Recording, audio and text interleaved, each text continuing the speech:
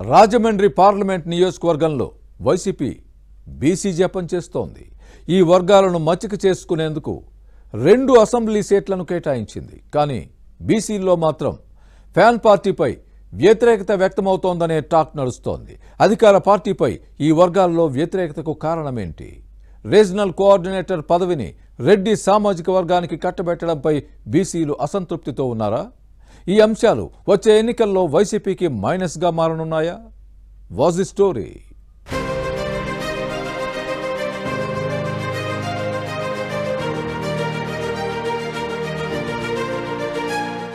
తూర్పుగోదావరి జిల్లా రాజమండ్రి పార్లమెంటు నియోజకవర్గంలో వైసీపీ అధిష్టానం బీసీ జపం చేస్తోంది. వచ్చే ఎన్నికల్లో లబ్ధి కోసం ఇదే వ్యూహంతో ముందుకు సాగుతోంది. గత ఎన్నికల్లో బీసీ నినాదంతో రాజమండ్రి పార్లమెంటు నియోజకవర్గాన్ని కైవసం చేసుకున్న ఫ్యాన్ పార్టీ మళ్లీ అదే స్లోగన్ అందుకుంది. 2019లో ఏకతాటిపైకి వచ్చిన ఈ సామాజిక వర్గాలు వైసీపీ అభ్యర్థిగా బరిలో దిగిన బీసీ నేత మార్గాని భరత్ ను గెలిపించుకున్నారు. కానీ ఆ తర్వాత ఈ ఎంపీ వెనుకబడిన తరగతులను అస్సలు పట్టించుకోలేదనే విమర్శలు ఉన్నాయి. ఉమ్మడి ఉభయ గోదావరి జిల్లాల వైసీపీ రీజనల్ కోఆర్డినేటర్ పదవులను మాజీ ఎంపీ వైవి సుబ్బారెడ్డి, లోక్సభ సభ్యుడు మిథున్ రెడ్డికే కట్టబెట్టింది. ఈ ఇద్దరు నేతలే రాజకీయాలను శాసిస్తున్నారనే టాక్ ఉంది. ప్రజాబలంతో గెలిచిన మంత్రులు, ఎంపీలు, ఎమ్మెల్యేలపై వీరే పెత్తనం చెలాయిస్తున్నారని ఫ్యాన్ పార్టీ నేతలే చెబుతున్నారు. దీంతో బీసీలోనే తీవ్ర వ్యతిరేకత వ్యక్తమవుతోంది.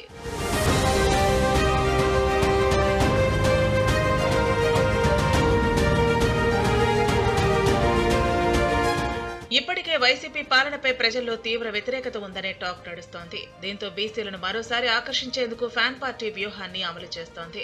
రాజమండ్రి పార్లమెంటు నియోజకవర్గం పరిధిలోని 7 అసెంబ్లీ స్థానాల్లో వచ్చే ఎన్నికల్లో 2 సీట్లను బీసీలకు కేటాయించింది.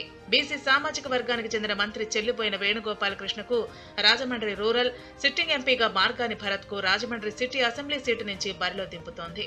వీరిద్దరూ బీసీలను నిర్లక్ష్యం చేశారనే విమర్శలు ఉన్నాయి. దీంతో ఇద్దరిపై వ్యతిరేకత వ్యక్తమవుతోంది.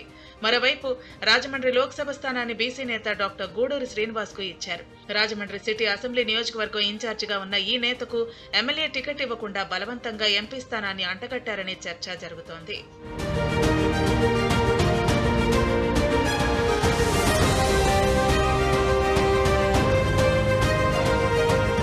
రాజమండ్రి సిటీ అసెంబ్లీ నియోజకవర్గ ఇన్ఛార్జ్ మార్గాని భరత్ పై రోజు రోజుకు ప్రజల్లో వ్యతిరేకత పెరుగుతోంది. గత ఎన్నికల్లో ఎంపీగా గెలిచిన నేత 6 అసెంబ్లీ నియోజకవర్గాలను పట్టించుకోలేదనే విమర్శలు ఉన్నాయి. పార్లమెంటు సభ్యుడు రాజమండ్రికే పరిమితమయ్యారనే టాక్ ఉంది.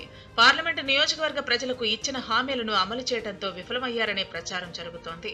తమ సమస్యలను పట్టించుకోలేదని జనం ఆగ్రహం వ్యక్తం చేస్తున్నారు. సొంత పార్టీ నేతలే భరత్ తీరును తప్పుపడుతున్నారు. ప్రజా వ్యతిరేకతను ముందుగానే గమనించి ఓటమి భయంతో పార్లమెంటుకు పోటీ చేయకుండా అసెంబ్లీ సీటు ఎంచుకున్నారనే విమర్శలు ఉన్నాయి.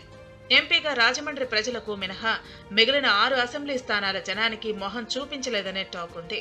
వచ్చే ఎన్నికల్లో ఆయా స్థానాల్లో పోటీ చేసే ఫ్యాన్ పార్టీ అభ్యర్థులకు ఇది మైనస్ గా మారే అవకాశం ఉందని భావిస్తున్నారు. ఫ్యాన్ పార్టీ లోక్సభ అభ్యర్థికి కూడా ఇదే వ్యతిరేకంగా మారే అవకాశం ఉందని అంచనాలు ఉన్నాయి.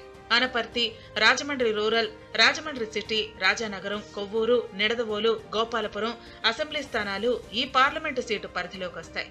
ఇక్కడ వైసీపీ పరిస్థితి బాగోలేదని చెబుతున్నారు.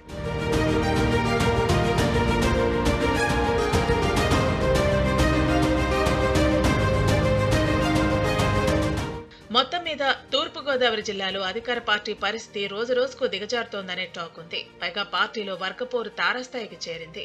ఎంపీ భరత్, రాజానగర ఎమ్మెల్యే జక్కంపూడి రాజా మధ్య వర్గ విభేదాలు భగ్గుమంటున్నాయి.